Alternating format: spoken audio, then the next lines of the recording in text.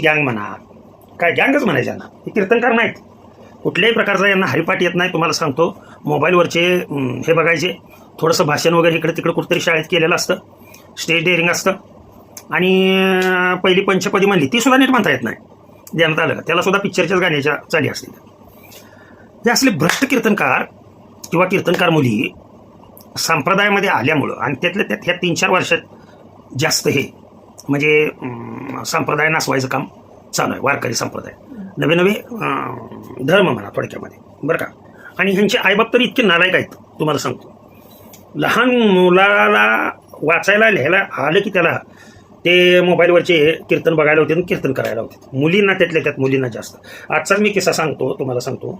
माझ्या गावामध्ये सप्ताह 21 तारीख ते 27 तारखेपर्यंत, बरं का, चांगले चांगले महाराज लोक, मी प्रत्येक महाराज लोकांना 2000 प्रमाणे दक्षिणा